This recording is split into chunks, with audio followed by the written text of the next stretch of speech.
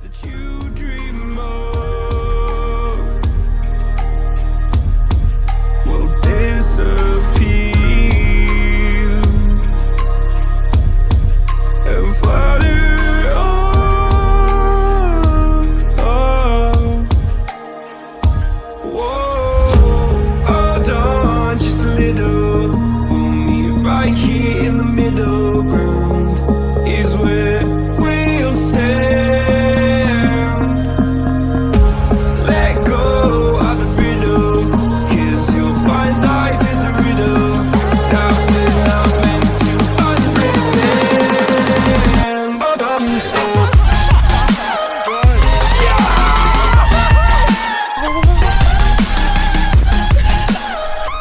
We did it.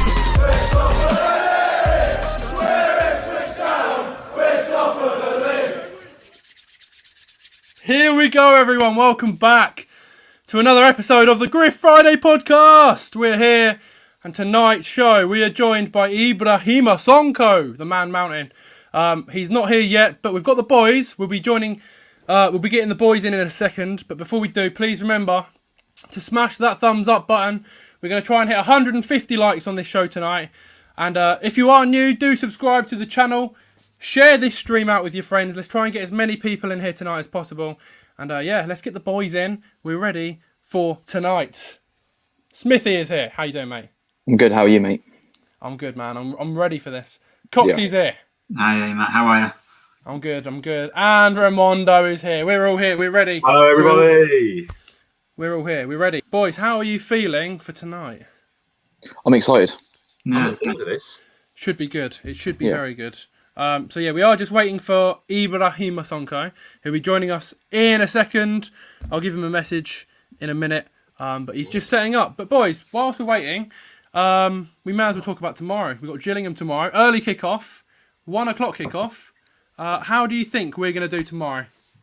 I think it'll be quite a good game. I think, we've been playing very well for the last three. Well, we've been unbeaten, I think, in like 5 or 6 games now, haven't we, boys? So I think what better than to take advantage and get another win tomorrow? Because let's face it, if we're going to try and keep up with the top 6, we're going to have to keep, getting them wins where we can. I know we're not obviously going to win all our games at the end of this season going forward, but we've got a new man in charge tomorrow. Could be something good to see tomorrow in front, away at Gillingham. So, it's great appointment of the manager, as I say again, but we need to get them 3 points tomorrow, and hopefully Cook can start his campaign with a win. Yeah, 100%. What do you reckon, Coxie, Smithy? Yeah, just before we say none of that Snapchat stuff, boys and girls. Well, as Ramona said, we've been like 5 or 6 games unbeaten. But part of me feels like because we've won 3 games on the bounce, I don't know if we're going to lose. Because I don't think we will. It's Ipswich all over, to be fair.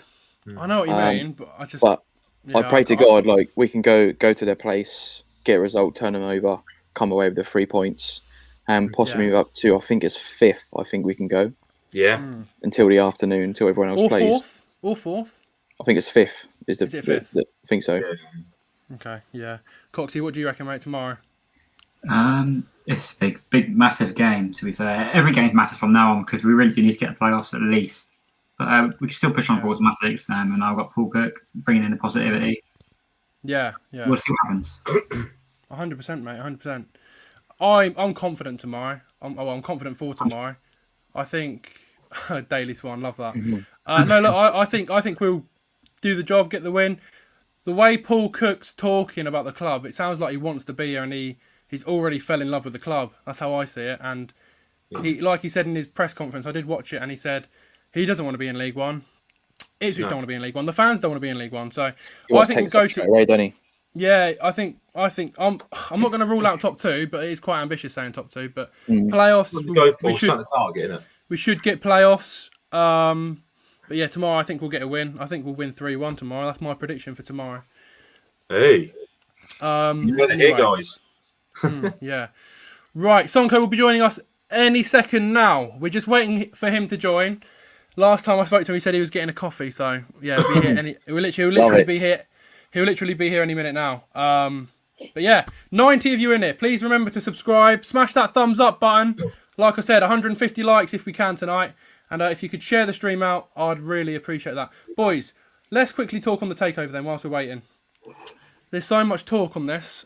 Obviously, I've uploaded quite a few videos on it. What do you think's going to happen? Because there's so many Town fans now, 50-50 after what Evan said. It's up in the air, isn't it? Obviously, Evan's come out with the email he sent to obviously fellow supporters the other day. Me personally, I got the email myself.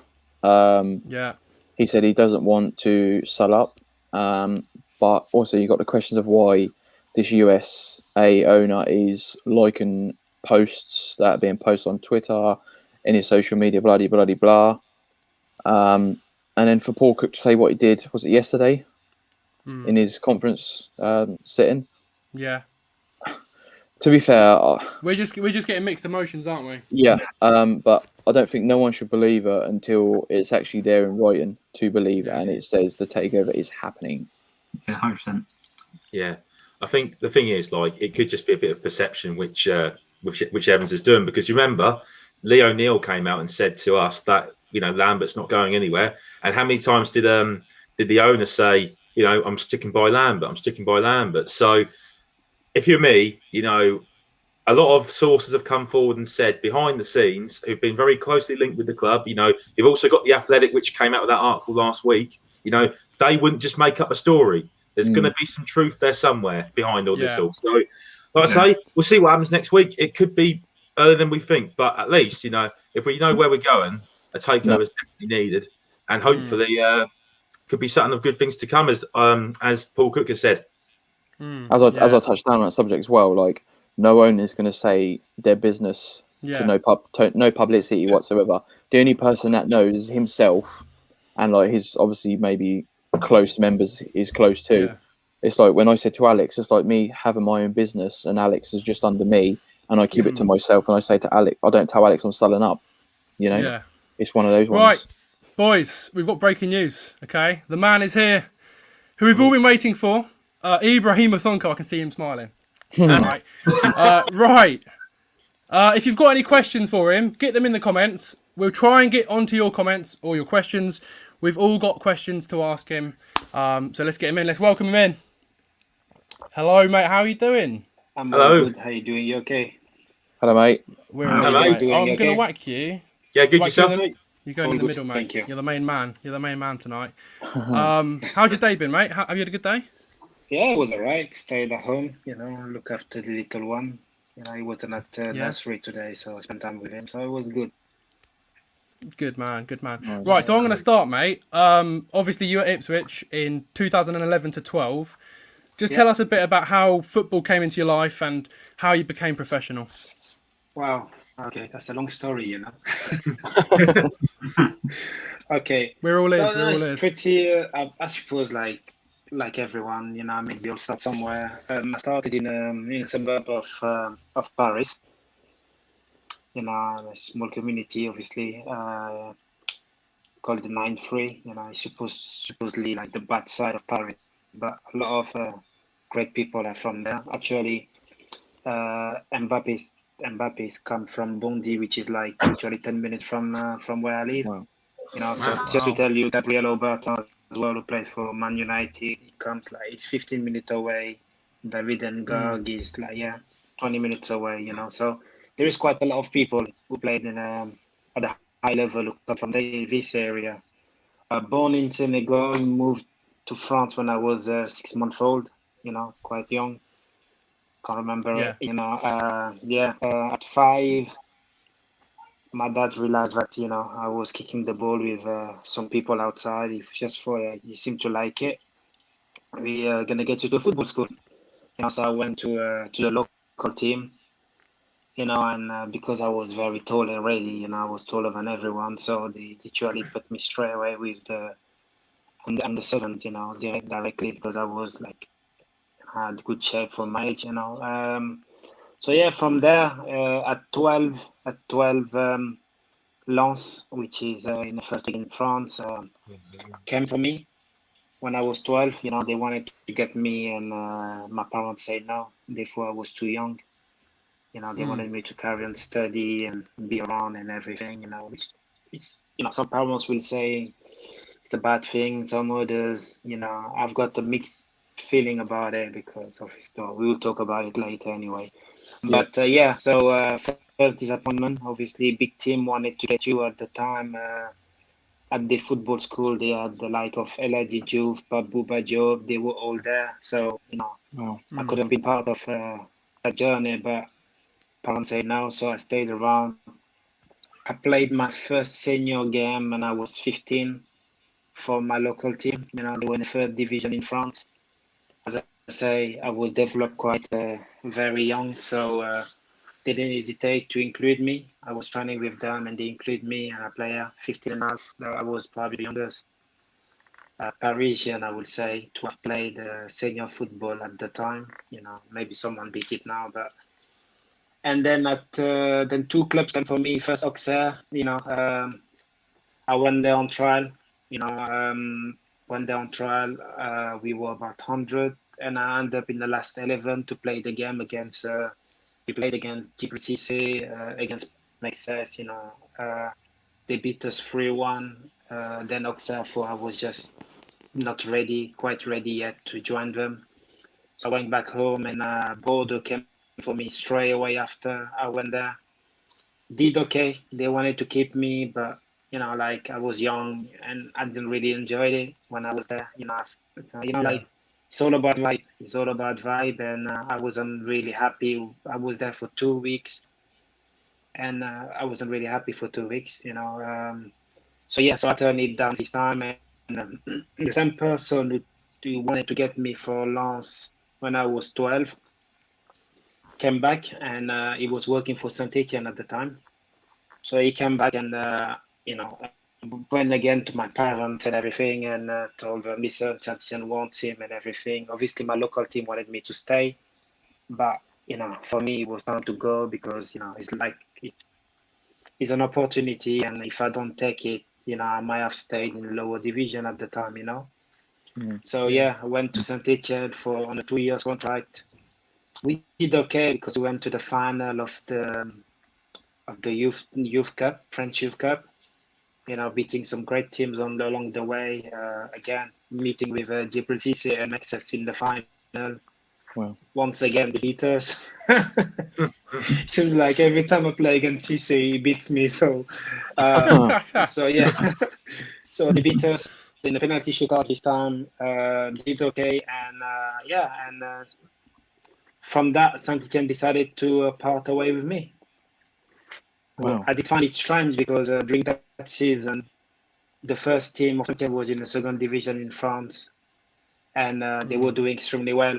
And the manager was taking me at training all the time, and I don't think the youth coach liked it because obviously he had people who were there longer than me, and I just came in and I just jumped to the first team, so he didn't like it.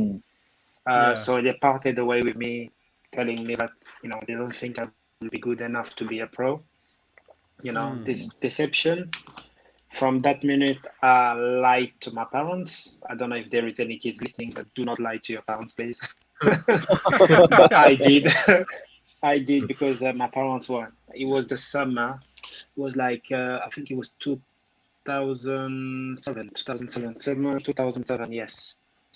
Because 2008 I was in. No, sorry, the one I'm saying.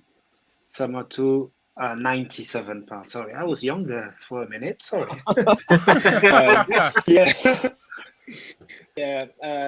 Summer 2007. My parents asked me to come home for the summer. Obviously, every kid go home, and I told them I had to stay behind to work out because I was a bit late, which is true. In a certain way, coming to the academy late, I was lacking on technical ability, on passings and everything, because obviously in the local team, they do their best to teach you, but you're not with always the best coaches. They might be the best people, but not always the best coaches, and that's why I say I've got a mixed feeling about letting your kid go early if an academy wants him or not,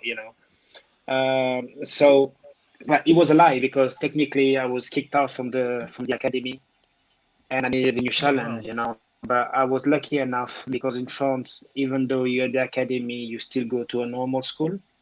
The hours are made in a way that you go to a normal school with boys and girls from the city where you live. and they pick you up for training in the morning and then drop you back at school, pick you up in the afternoon for training. So which was good, you know. Yeah. So I made a good friend. You know, we were very close. My friend called Nicola. Actually, every time I say it, you know, I owe him what happened to me in football. You know, I owe him everything. You know, he allowed me to stay to his house, you know, and we were young, but he was already coaching me, you know, trying to, because he was well into football, but couldn't play football because of his knee. And then, yeah, so he helped me.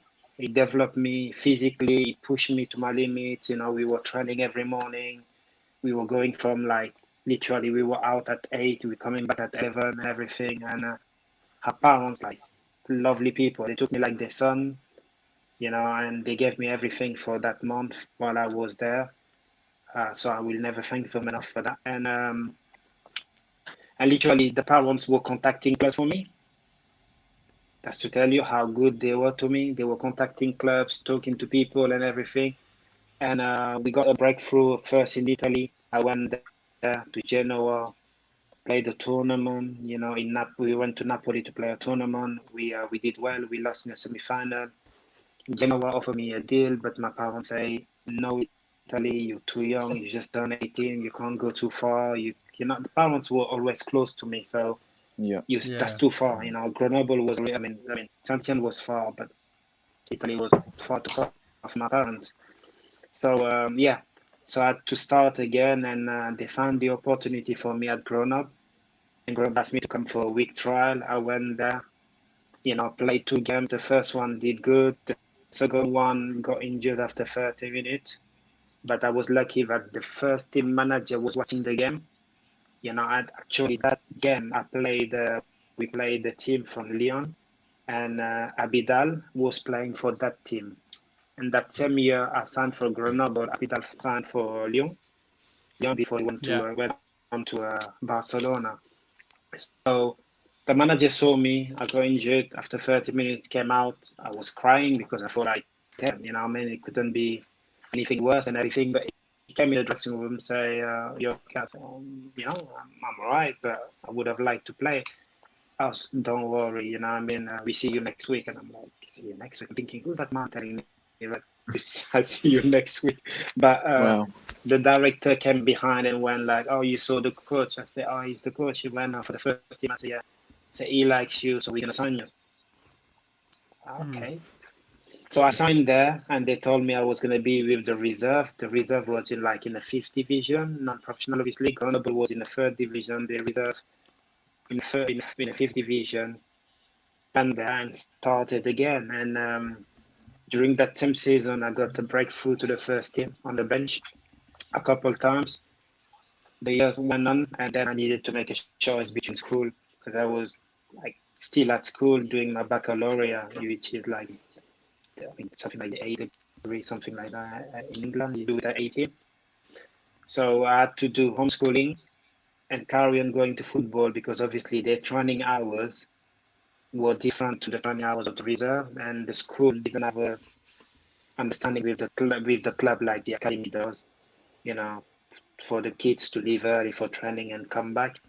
So I had to make a choice. So I decided to leave school, homeschooling, and carry on playing football. And that same year, I went to the first team.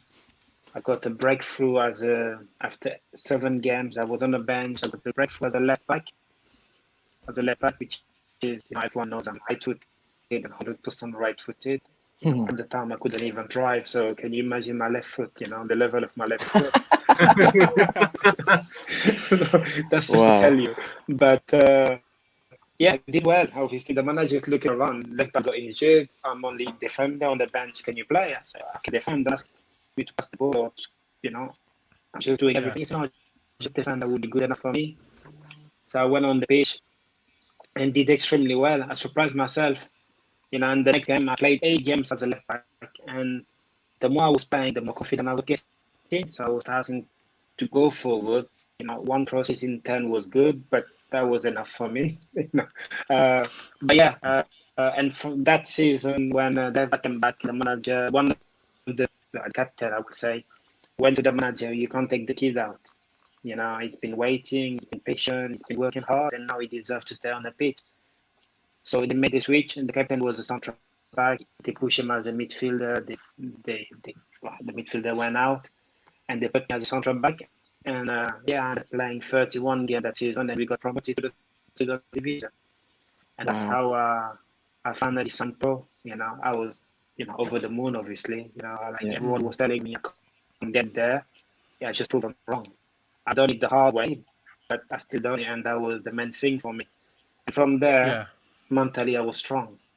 From that situation, mentally, I was very strong. Nobody can just let me. Nobody can get me down. You can tell me anything you want. I don't want to listen. I know what I want, and I go and get it. And that's how I ended up thinking. So I played the second division. The first year was a bit difficult. Obviously, new level, better players around you, and with you actually playing against you. So better players. So it was a bit difficult. I only played 14 games, and I was on the bench most of the time. When the season's finished, the manager told me that he wanted to push for promotion to the first division. So he was going to recruit more experienced players and everything. And I wasn't going to play. So like any hot-headed kid I was so sure of me. I went I'm not playing. I waited for us to come back for pre-season tour, and I spoke to the captain because I was very close to him, and I asked him, I said, I want to go. And he went, where would you go? Because you got 2 years contract. And I'm leaving the country. Yeah. And with destination, I said, I don't know yet. I'm looking for an agent. As soon as I get one, leaving the country. At the time, we didn't have that rules where players can leave the country, and play in another division in another country without having any problem, but they couldn't come back to their own country to play. So I had 2 years. One of the agents I met, asked me to go to Portsmouth because they saw me play. I went, yes, I'm going. So I went behind the back of Grenoble, obviously. They tried to get me back, but I went anyway. The French league at that point banned me. They say you have 2 years contract, so you're banned for 2 years, and you had an extra year. So for 3 years, I couldn't go back to France. So there was no return really for me. I needed to go, and now I'm gone. I needed to find a team in England. I think it didn't happen when it at Portsmouth. I got injured after 2 weeks of training. That was the year we got promoted to the first division with our Redknapp. So Redknapp let me go, and I was lucky enough. I met a player who was playing there called Juliano, a French lad, and he took me in his house, because my kids was hurting. So I stayed in his house for a month trying to heal myself. And Vincent Perica, a mate I played with at Saint Etienne before he went to Juventus, was at Portsmouth. So I had support. The money was running out, obviously, because I wasn't paid anymore and everything. I had support around me. Juliano allowed me to stay there. Vincent paying for nearly everything I'm doing. So, they were kind enough to look after me. And funny enough, I was there wondering how am I going to find a new team or a trial or anything like that, because the agent I had in France let me down and just disappeared after the Portsmouth deal. So I was looking and I thought about it, and there was a French guy, a French goalkeeper called Bertrand Bossu. He played for Gillingham in the past, and he came to Grenoble 2 years ago, the 2 years prior to me coming to England, and he came on trial. And I remember he was at the hotel, and he speaks French, but because he was in England for 4 or 5 years, everything he says on the pitch was in English, and I got close to him, and I took him out from the hotel, and I told him to come to my house because he was alone anyway. So we became friends. He gave me his number, but I totally forgot about him. And then I thought, oh yeah, Bertrand. And I looked and I still had his number, and I called him, and he said, well, I live in London, so come to London, and we introduced you to my guy who's looked after me here. And he introduced me to Tom Cunningham. He's a player who used to be at Arsenal youth team, then played for Chelsea, played for Wimbledon, the Crazy Gang. Tom Cunningham, his name is, and he played with Wally Down actually. And I trained with Tom. He was looking after Finchley, something like that. A team in non-league Finchley, I think. I think so. Yeah, Yeah. He was the coach, and he made me play for them in non-league. He signed me for a week-to-week contract. He come from the second division. He ended up in it wasn't Ryman. I think he was Ryman the other time. Yeah. Anyway, yeah. So I played there. First game I played, give a penalty away. I was like all over the place, and everything. But at the end of the game, because he was a central back, he came to me and he went like, "I know it's your first game. You don't speak English yet. You don't know the boys, and after 1 week training and everything, it's difficult. But you got great potential, and I think in 2 weeks' time we'll be ready." And I went, "Well, I'm hoping so." So from there, because they're training only twice in a week, he literally rented the place for me and said, "You're gonna stay in that place. I'm gonna pay for it. It's no problem, and you're gonna train yourself because I think you can play in the league." So he trained me for 2 weeks, and he called Wally down. At the time, Wally down was they played together at Wimbledon, so they were very close mates. Yeah. So called him, said, "I've got a kid here. I think you need to see him." And Wally said, "Okay." He said, "What it's like?" He said, "Well, it's big. It's up high. A bit rusty, but you will like him." And Wally said, "Okay, well, bring him over." We got the game against Fulham Wednesday. Fulham reserve as a trial game. So bring him. So I went to the game. Still couldn't speak English. Meeting the boys for the first time. Played the game. We lost 2-1, but played extremely well. And at the end of the game, the Fulham guys came to me, and obviously I couldn't speak English, so I sent them to Tom, who was watching the game. They spoke to him. They wanted me on trial. And Wally went like, "I want to keep him. I want to sign him now for him to play Saturday." So yeah, it was easy for me. You don't try again and risk it all, or just take the gamble. So I thought, okay, I'll just take it, and that's how I signed for Brentford. And then from there, everything was great. Nice. There we go. Great story. That's very interesting. Actually. That's few lies in there, as you say. Different way of doing it. Yeah. Go on then, Smithy. So I've got a question for you as well then. On a subject, who's the hardest player you've had to defend against? Oh. Tough question. If we're talking about physically, I would say Drogba. Oh wow! I bet. Yeah, I can imagine he's a machine, isn't he? Drogba, physically, Drogba was a challenge. He's tall and wide. So you got to put your head around to be able to see where the ball is going or whatever. Emilewski was tough as well. Really? Because Emil was very athletic. Yeah. Funny enough, Gucci was one who also shook me up a little bit. Wow. Because he was strong. He was very, very strong. Yeah. But if you take the combination of everything, the way they play, the Sunday sides and everything, Babatov is the one, and they don't know how to deal with him. Yeah. Wow, there you go. It's kind of like a late class act. Yeah. Where it is? Yeah. Griff. No, I was going to go. Just go around. Just go around the screen. So Coxie. Yeah, we're just going around. I've got a question. Who was the best centre half you've played alongside? Oh. I will call up my mate, my teammate forever, Eva Ingemarson. We were so close and we could understand each other, but we were spending a lot of time together.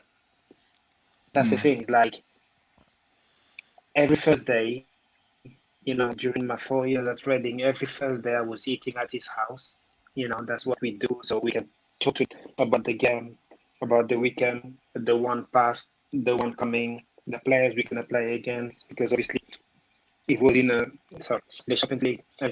championship longer than I was, so he knew all the players, and he was telling me, "Oh, this weekend we're gonna play against this player," and I'm like, "Okay, well, it's like, oh, him is quick, him is like this and that, and giving me info and everything, so preparing me, but nobody knew what we were doing. We were just having dinner together, but we were in the gym together. We get there at the same time. We eat together. We were doing so many things. We were like a couple.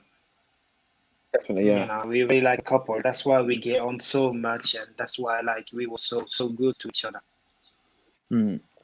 Yeah. Great. I've got a question, Ibrahima, for you.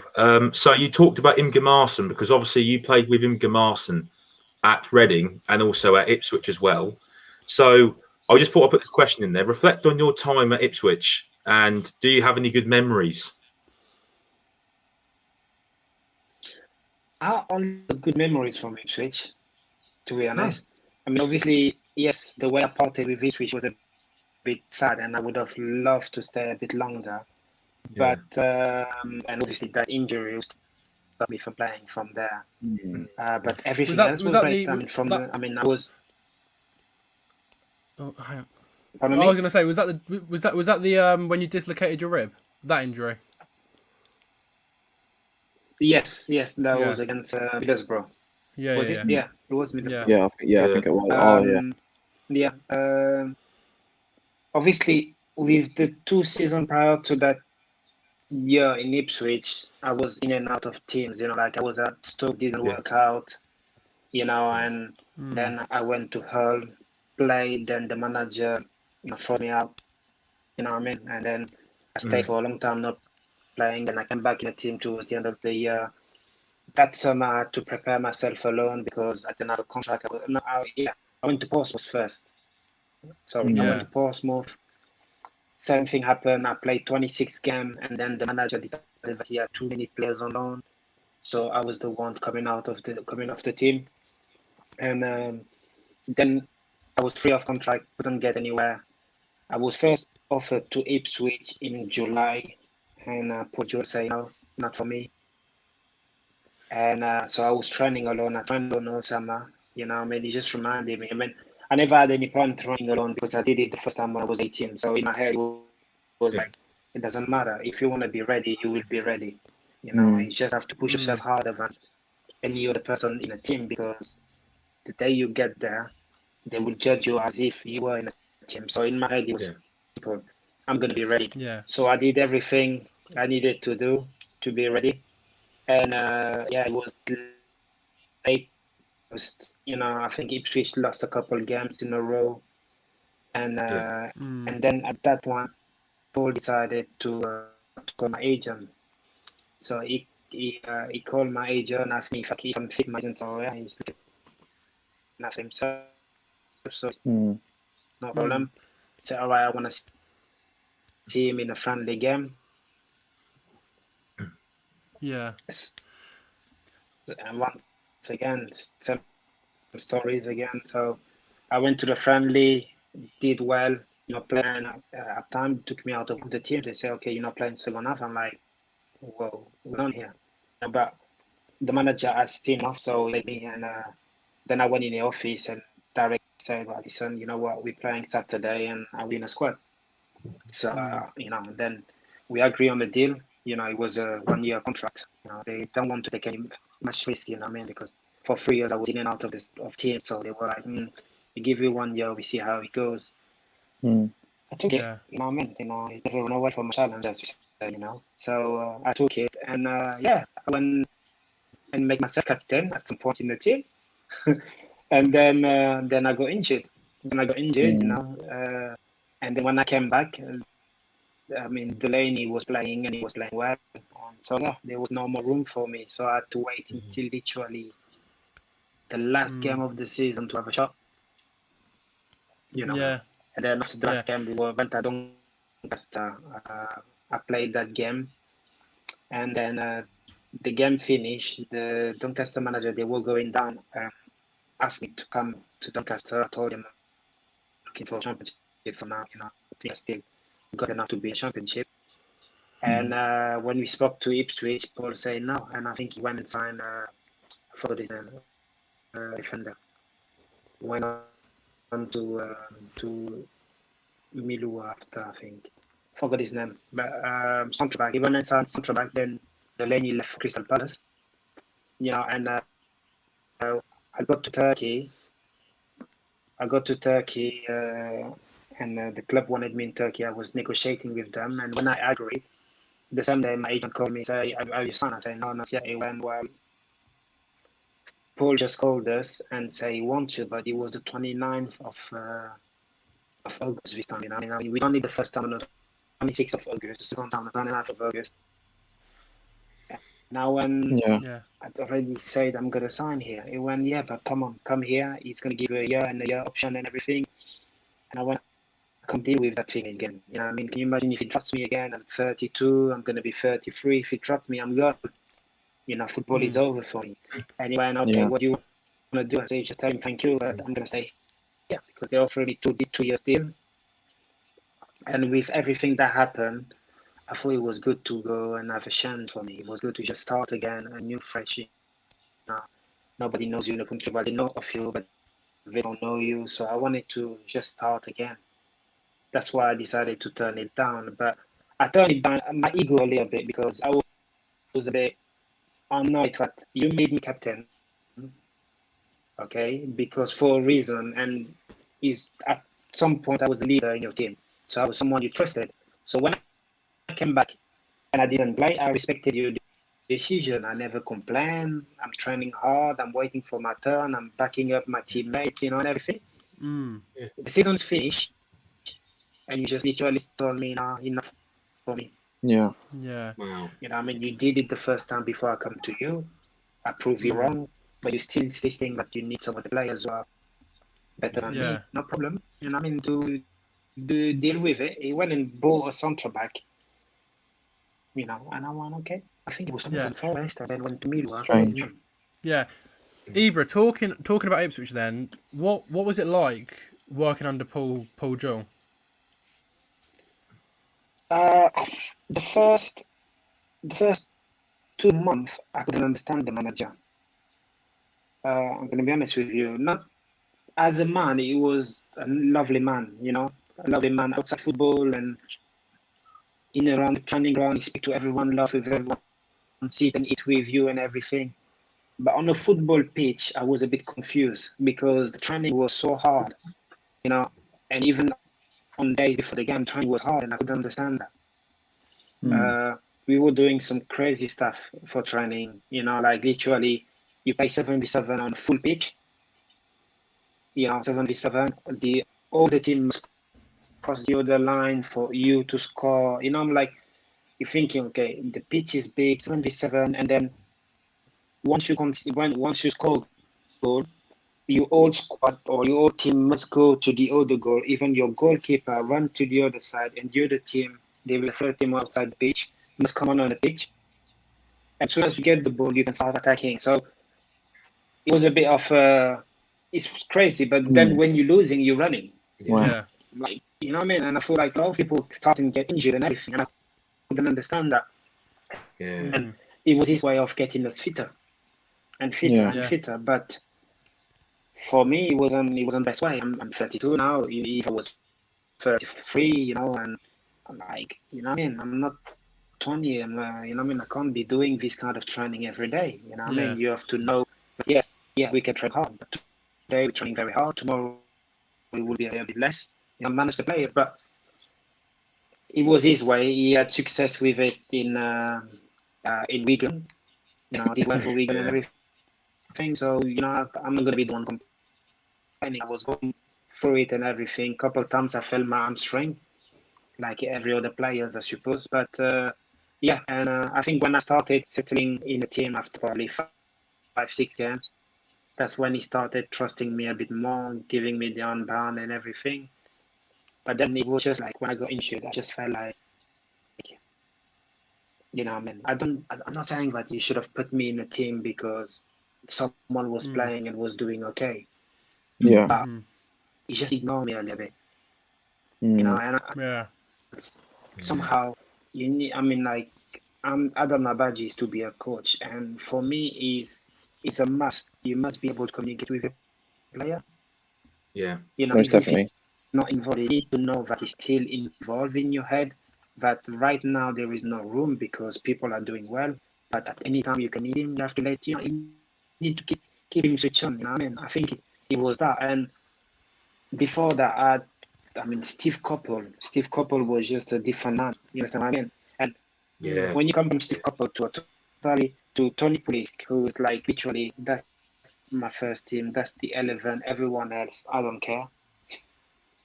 That's Tony Pulis. Yeah. You know, I got my 11. I got my 5. Some people who are gonna be on the bench. Everyone else, deal with the situation. You know. Yeah. And then you go to Phil Brown, who's not disrespect, a bit egocentric, a bit of ego, you know what I mean? And you know, very nice man, absolutely lovely, but it's one of his things. He does what he wants, and he doesn't care if you agree or not. You know what I mean? He doesn't talk to you. He just does what he wants.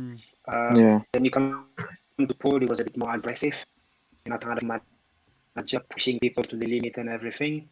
You know, which is good. You know, I'm not saying it's bad managing. It's a good way to get the best of your players. Ask him more. Yeah. But I just feel like when I was there for you, and then I needed you to be there for me, you weren't there for me. You know, and then at the end of the season, you just told me that you don't want me, you don't need me, because you get someone else, and then you get someone else, and just before the deadline, you're coming back towards me. So why am I supposed to stand? You know? I mean, if I come back, would you treat me right? Would you play me? Would you leave me on the bench? Am I just a backup? You haven't spoken to me. You just say, tell Sonko, I'll give you the same contract he had plus a year option. Yeah. That's great. Maybe you pick up the phone and call me.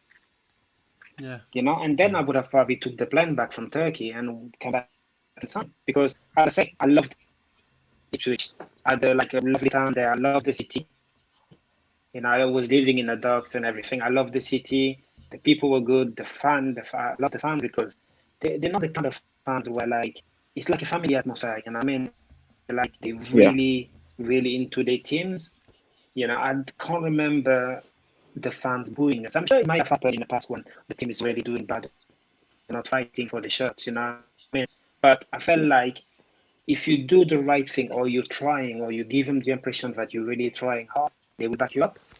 Yeah. You know, and when I was going in the city, working in the city, I mean, people recognize you, they talk to you, they were nice, you know what I mean? It was like, it looked like a family for me, you know, and everything. And I found in Ipswich what I'd left in Reading, basically. So I was comfortable in Ipswich. That's probably why I could give my best at Ipswich. That's why I was always smiling and everything. And that's the only thing was missing was the manager who could trust me at the time. Wow. There you go. Also, I was going to say, I see on the internet as well that you rejected your international call-up for your home country, Senegal, and you opted to help Reading in their promotion push. How was the decision on that? Yeah, it's always a tough one. A lot of people actually I got like it's like tough by a lot of people in Senegal because they thought I was trying to play for France. Because at the same time Senegal was calling me, the French team was behind me as well, and Dominic, who was the coach, was saying like I really like the central back of Reading, and I'm looking to see what he's going to be doing for the next homecoming game for France. Yeah, and that's right. People calling me from back home in Paris. Yeah, you're going to play for France and everything. I'm like, no, why? I don't want to play for anyone. I just want to stay here for now because I've my objective. I'm not where I want to be yet. I want to be in the Premier League. Yeah. And this year we got a chance to be in the Premier League. So I'm not going to France. I'm not going anywhere, I'm saying. And then Senegal called me. But because I was captain of the under-23s at Senegal, it was more difficult. So they couldn't understand why I didn't say yes straight away. So straight away, we're thinking, when you needed us, we were there. You know, when France didn't want you. And now I'm like, guys, I mean, like, I'm French, yes. I'm proud to be French, yes. But you're my birth country. You where my parents come from. Yeah. So if anything I got to give to my parents is for them to be so proud for me to play the national team of my country, which is you. You know, yes, I feel French. Yes, I am French. You know what I mean? But my blood is from Senegal. You know, and the only thing that matter is what my parents think. My parents say you go to play for France, I'm going to play for France because that's what they want. you know. And if my parents say for Senegal, which I knew they will say Senegal, I would go to play for Senegal. But it wasn't going to be only my decision. Yeah. It wasn't going to be only my decision. If it was only my decision, it would have probably be a bit like of security decision, you know, like some international choose to play for Europe team because I give them a bigger name, give them a security in clubs and everything. He's international for France, he's international, even though you haven't played for 10 years for France. I mean, like, the example is Mamadou Sakho at Crystal Palace. They still call him the French international. And has not played for France for 7 years. Wow. But they still say the French internationals, you know what I mean? So that's value. But then I played for Senegal at under 23. I was the captain. I loved my time there. And so it was going to be extremely hard choice anyway if I was to take it alone. But I was going to involve my parents in it. And when Senegal called me, I said to Senegal, you guys got to give me this year. Like, now we need you now. It was 2006. We had the African Cup, we need to go there and everything. Alaji Chouf calling me, Jomasi Kamara calling me, Papu Bado, you need to come, we need someone like you and everything. Guys, you guys are up there, I am here, I'm below you. I want to be at the same level before I reach the team. So I'm not going anywhere. You know, I mean, that was my aim. It's like, I got a chance here to get promoted to trading. Why would I need to blow it away for a national team? And then you never know how long you're going to be in the national team. But if I reach the Premier League, whatever happened, I reach the Premier League. And then I'm at the same level as all of you. So the manager can pick and choose, say, oh, he's in the championship, so he can sell the bench or whatever. No, I want to be in the same level. So we judge by our qualities, not anything else. So the players understood it. The management, no. The country, no. But then, when we got promoted for Reading, you know, and the people from the country went, well, you know, he did the right thing for himself, and you know, they say, yeah, you know, the boy decided to play for his team. It's normal. I told them, listen, they're the one paying me week in, week out. Okay, they need me more than ever. Okay, right now it's not the time for me to go. That's why I told them, you know. So I'm not gonna come to the African Cup. You know, maybe in the future. Oh, yeah, you want to play for France on the papers and everything. I'm like, I never say that. I told you why I don't want to go. We got the team paying me a lot of money to be here. We got a chance to be in the Premier League, which is going to be good for me. And you're asking me to leave on holiday? Maybe. No, I'm not interested. You know, and then I just focus, you know, helped me to really focus because I knew now if we don't make it to the Premier League, then people are going to talk.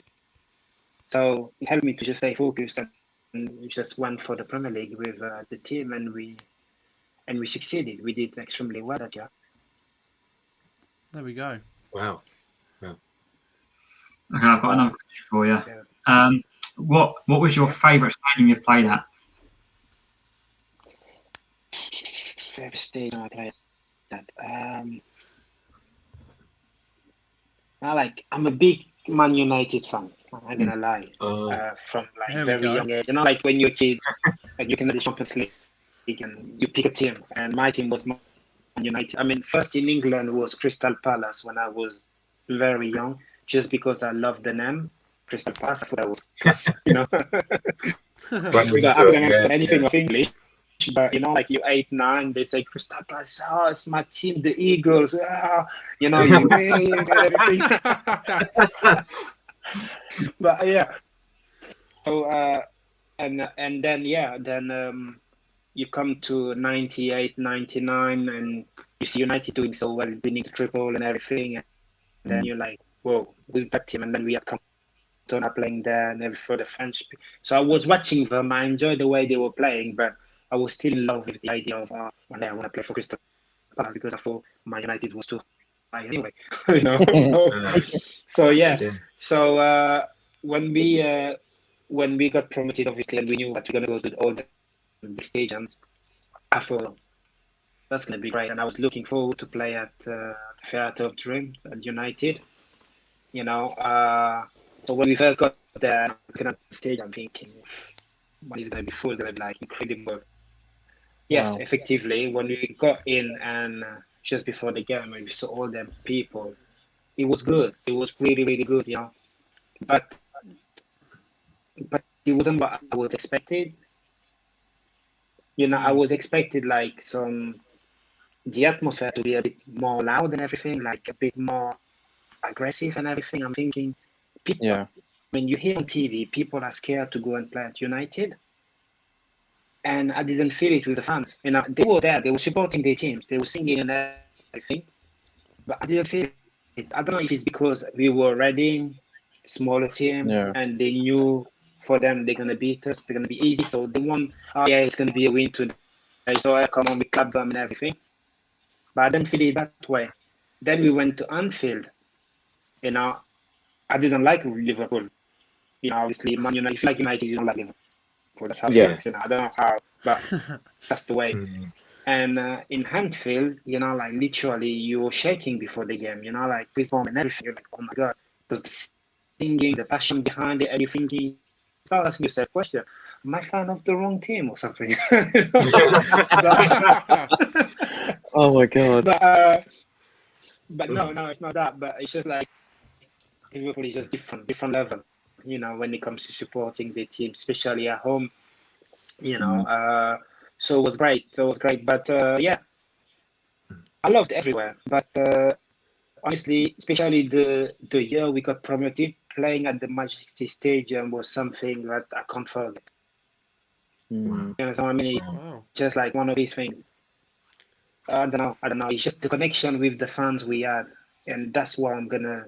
It's not because the stadium is the nicest stadium in the world, but the connection we had with the people around the stadium while we were playing and everything. It was almost like we are playing and we can talk to the guy on the side because we know him, and that makes the difference for me. So yes, I played in so many beautiful stadiums, some crazy ones, especially in Turkey. But what we had with the Reading fans, we'll always make it the best stadium I played in, because it was just great. I mean, like when you got maybe 24,000 people singing your name and things like that. I mean, so it's just something you can't neglect. So yes, we played bigger stadium, beautiful stadium, but just for the connection I had with the people at Reading will remain in my head. That's fair Brilliant. enough. I've got a question, but I think I was going to say, like, we all collected match attacks back in the day, the trading cards which we get as kids. And I do think I actually have one of you when you played for Reading. So I'd have to go back and have a look back, but I think I've got one when you played for Reading. So that was quite class. But the question I was going to ask you was, so you scored a goal for Ipswich Town in your 22 appearances for the club, right? Yeah. Do you remember who it was against and what the score was? I know that might be a tough question. That's testing his memory. Just testing you, All right. I remember the goal because You remember the goal? I remember the goal because what's his name with Jimmy? Jimmy, because we were training, and he was just hitting corners, and free kicks. Yeah. And I told him, like every time you whip it, I won't get in it because he's going in, he's going in or he's going out, so I can't time my run. But if you just drive it and leave it there, I will get it. He went, you sure? Yeah. I said, Jimmy, I promise you. I say, what do you think I win every headers at the back? It's because they just in the air. There is no direction. They just go there and I go and get them. Yeah. And okay, let's see. So he pinged a couple at training and they were high, and I went and touched them. And he went, you can jump something. I say, just leave it there. Don't worry about anything else. I will go and get it. They were okay. On the first one, I will do it for you.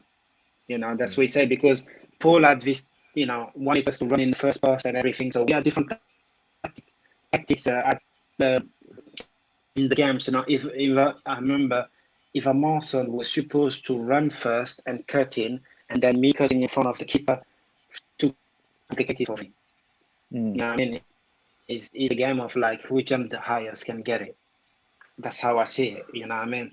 And I said to Jimmy, just do it. Do it on the first one because the manager is gonna kill us if we don't do what he wants. So yeah, that's perfect for me. So I remember coming in and I saw him lift his hand and he looked at me and he just literally drove the ball, like left it there, and I just literally, I was still on the run coming into the box, and I just went for it, and I scored. Now against who? I was wearing red boots. I think I know who it is against. I think I know who it's Yeah, against. So I think I know he knows. Was it? Should we say? No, I'll let him. Do you know? Do you remember what sort of team colours they were wearing? Like the shirts they were wearing against you? That might give a bit of a hint.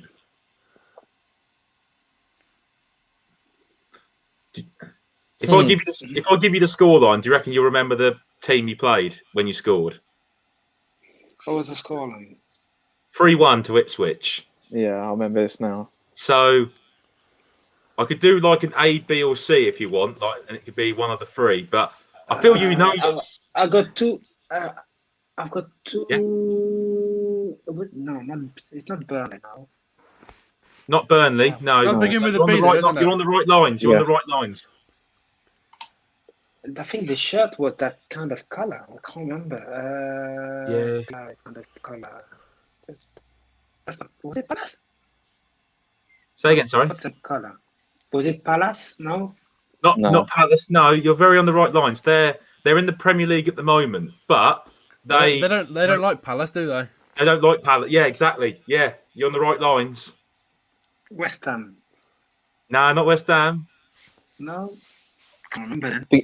Begins with B. Begins with B. The B. Yeah, with B. Yeah. They don't like Palace. They don't like Palace and begin by the B. I don't know. That's on the screen. It's on the screen. It's on the screen. Brighton. Well, Brighton. Brighton. Okay. Brighton. There you go. There you go. Yeah. All right. Okay. We'll move on then. My next question then is, obviously we've been in lockdown for several months. What are you most looking forward to after Corona, the whole, after the pandemic's just, after lockdown? What are you most looking forward to doing? I think going and watch football too. Because here, I live in Belgium now, and here the lockdown is quite mild. You can still do whatever you want. You can meet with friends as long as you keep your distances. It's not like as hard as it was in England, but you can't go to the pitch to watch football. Obviously, I'm lucky because I know a few people and directors in some clubs, so sometimes I go into games and everything to watch. But when I first moved here and when I stopped playing football, obviously I was coaching a little bit and everything. But what I do is every weekend I run a football pitch, like Saturday and Sunday. I love to go and watch kids and try to see who's going to be the next one and things like that. Yeah. And I didn't have it anymore, and that's probably what I'm missing. Being able to go and watch football, any kind of football. I'm not the kind of guy who just won't watch the Premier League or anything like that. I think the lower, it's a fun one because I always thought watching football was a way for me to learn. Yeah. It wasn't a way for me to just enjoy football, but I watched football because I was lacking on some stuff and I needed to be advancing all the stuff. So watching football for me memorizing what's going on the pitch, trying to see the picture before it happened on my pitch when I was playing. So it was very interesting to watch league football and youth football because that's where the mistake is made. So it helps you to memorize all the mistakes you're making, so you don't do it, in return. And I advise every kid to think like that. I keep saying you can't be a footballer if you're a fan. Yeah. But if you're a fan who's learning, who's trying to learn the game, you can manage to play football. And that's how it was. It was like, yes, I was a fan of football, but football was also a way of study for me. I was studying football all the time. So, and until now, I go and I try to, obviously, I would love to be a coach one day. So I always go and I try to learn from what's going on in front of me, so I don't make the same mistake on the day I need it. And I miss that big time. I've got any of you lads got any more questions? I've just got another one actually. Go on, Rondo. Go on. I don't know if we've mentioned it yet, but what is the best moment of your footballing career? So you look back at your career as a footballer, what stands out the most to you? I know obviously you had success with Reading because you were at Reading for quite a while. You played a lot for Stoke as well, and you had quite a few games with us as well. But what stands out to you in terms of looking back at your career and saying that was the moment I think I'll cherish the most in my football life going forward? You know, just looking back at it. I know it's a tough question. Yeah, it's a tough one because there is some great memories. You know what I mean? No. I mean, a lot of people will think that it is the year we got promoted with Reading, which is great. You know what I mean? But yeah. Funny enough, it will be with Reading, but against Ipswich, the first time I stepped on the pitch, you know, because I go in the championship team and I was playing 5 minutes, 10 minutes, and everything. And when we came to Ipswich, Eddie Williams got injured, and I walked in after 30 minutes, and that was my first full game, real full game for Reading, and we drew, and we was the first clean sheet. And why it was so special, not because of the result or anything, it was just like I was so stressed. I was like literally, when Eddie Williams, you know, like when you're on the bench, you know, you're gonna be on the bench, you relax, you're thinking, oh, I'm gonna play 5 minutes, you know, and everything, so it's okay. And then suddenly, you know, literally, the man went down, and everyone's looking at me, and I'm standing there looking at, you know, like on the pitch, looking at him, thinking like, oh, get up, please, please get up. I was just like, come on, you can't do that to me now. I'm not ready. Yeah. And Wally down, turned around. Steve Coppell went to Wally. Is he ready? And I was just looking at the pitch, and Wally said, Ibu. I went, Ibu, and I turned and said, you okay? I said, yeah. I said, are you ready? I need to warm up. I said, how come you haven't warmed up yet? It's been 30 minutes. And the physio, John Fern, say, you warm up already. So, are you ready then? I'm like, okay. Yeah, I'm ready. But I wasn't. So when AD was coming off and I was coming in, you know, obviously, Darren Bent, Kushi, and I was like, that's going to be a tough game. You know what I mean? And I was stressed, like proper stress. And I remember the first ball was in the air, and I went and jumped quickly and just won it in front of me. And Eva managed to clear it. And Eva went like, come on. You know, I'm like, okay, mate, you don't know under what condition I am now. Right now. Yeah. That's probably the click for me, and that's why this moment is so important for me. Yeah, With all the great memories, I had with everything I've done in football, that moment was as important as when I first played for Grenoble, when I got the place for the left back.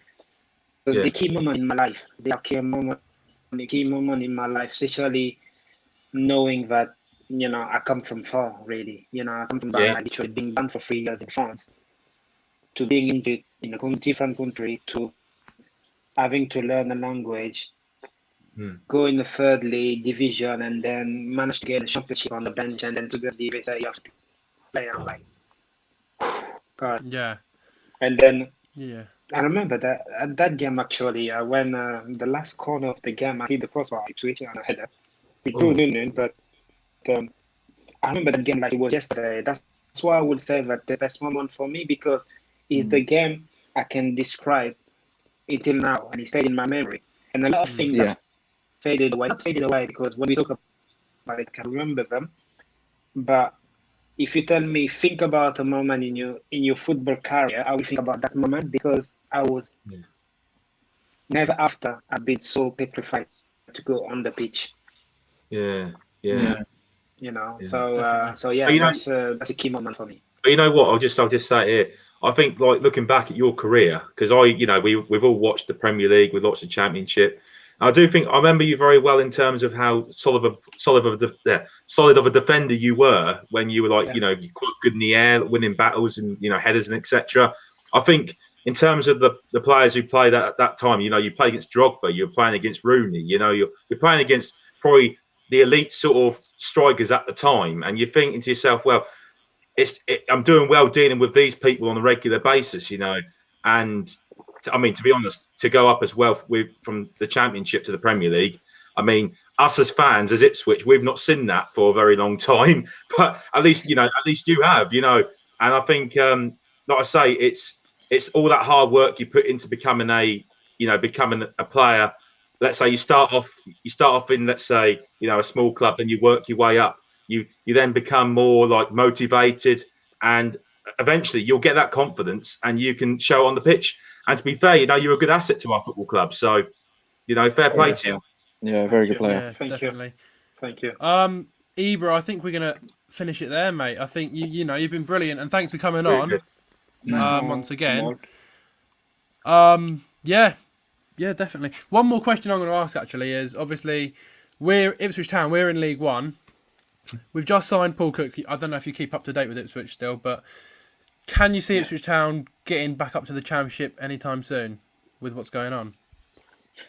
Like any teams, we all have bad times. You know what I mean? It's not Ipswich only. I mean, like Hull is down there. Sunderland is down there. So you guys are the elite of football, I would say. Understand what I mean? Because of your past Premier League and Championship. So week in, week out, you're playing against teams like, we're playing Ipswich here. And they give you, instead of giving 100%, they're going to give 200%. So if your players are 70%, and they are better players than them, but the 70%, they're going to catch them. Yeah. I got this saying and since I was 18, it's one of these things. I was talking actually to my boy Nicola, the one who helped me out when I was struggling after certificate. I was saying, like, I had doubt because I said, like, the only reason why they didn't keep me is because I'm not very good on the ball. I've got everything else, but I'm not good on the ball and everything. So, but you can get better on the ball. I went, yeah, but it's going to take time. He said, yeah, but how long do you think it's going to take time for other people to be as good as athletic as you? Because that's harder. Because if you're not quick, you're never going to be quick. You can train to try to improve, but you're never going to be quick. If you can't jump high, yes, you can improve, but you're never going to get that. But when it comes to technique, no one asking you to dribble at your position. You just have to pass the ball. I say, yeah, I'm going to have to work hard then to be able to make it one day. And he said to me, what? The great thing about life is if the talent doesn't work as hard as someone who's working, the person who works hard will always beat the talent. I was like, yeah, that's clever. So I have this mindset of whoever you are, if you think you're the best, right now, being at Ipswich is one of the best clubs in League One. No doubt. Yeah. But now you can't play like you're the best club in League One because that club doesn't belong to League One. You have to play like you want to be in the Championship again. And I don't think the boys are doing that. I think the boys are comfortable. Yeah. They're comfortable because, look at the pitch. Like you go to the Ipswich ground. Like, you know what I mean? Yeah. Like, it's a Premier League ground. It's actually beautiful. It's always almost full. The fans are there. They're backing you up and everything.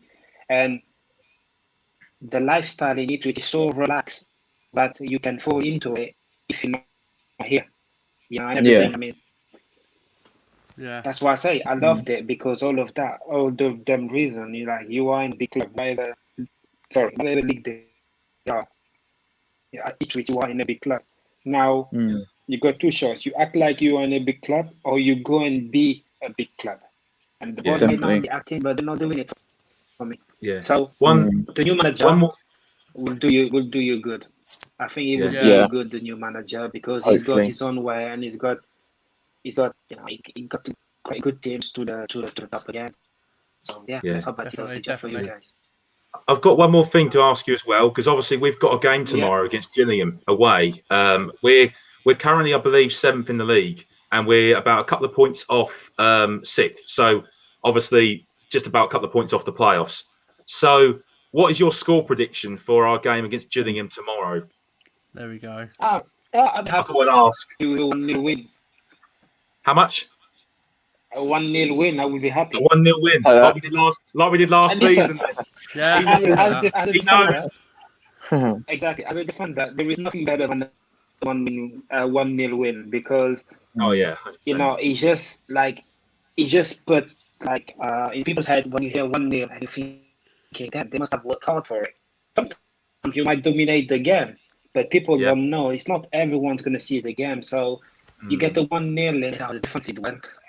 So I'm going to back up the defenders and just say 1-0 win will be perfect.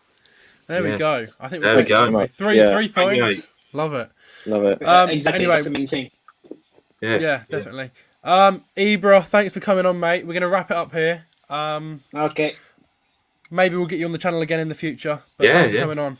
All right. No problem. Appreciate that. Yeah, appreciate it, mate. All the best. All right. Legend. Cheers, mate. Have a great evening. Thank you, guys. Take care. Mate. Take care, mate. Thank you. And you. There we go. Right, he's gone. There we go. That was the show. What a legend. What a legend. That was really interesting, actually. Yeah, very. Really interesting. And we've learnt a lot about him, actually. But there you go. I think we'll wrap it up there, boys. We've been just over an hour now, so we'll wrap it up. And have any of you got anything to say? No. I found that really interesting, to be fair. Like his career, like it's just wow. Like he's playing against people like against Triple Cisse. That play is it Drogba, Berbatov. That's mad, isn't it? It's unreal, mate. And then you see a player like that come from that high, and then he's come like he hasn't come down, but he's played for clubs like us, Reading, blah blah, and and he still looks so fit as well. Yeah, he does. Yeah, he looks in such great shape. Yeah. I think at the time when he joined us, I think we were in need of a good defence because we were just leaking goals. But he was quality. He's definitely drinking a protein shake right now. I can see him. Is he?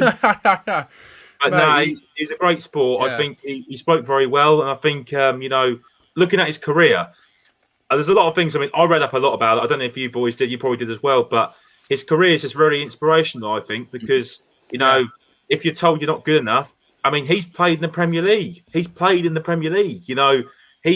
good. He's clearly a good player, and he's solid. When we see him play, he's actually been really good to watch. So fair play to him. Really good story there. I can just imagine him and James Wilson at the back. That would be absolute class. Yeah, him and Wilson at the back would be class. That'd be unreal. Get some of them up. Anyway, we'll wrap it up there. Thank you to everyone who has tuned in. We'll be live tomorrow for the Ipswich Town versus Gillingham game from 12:30. It's an early kickoff tomorrow, so massive game. I'll be joined with Ramondo, Coxey, Smithy. We're not sure on. I think he's going to be busy tomorrow. Harvey will be on for the second half, I hope. We'll see what happens. Anyway, thanks for joining us tonight. Everyone in the comments, please remember to smash that like button. Do subscribe to the channel, as we're nearly at 14,000. And we've got lots of content coming out, actually. Next Friday, we'll have another podcast with another guest. But tonight, big thanks to Ibra for coming on. And we'll see you all tomorrow for another live stream. See you later.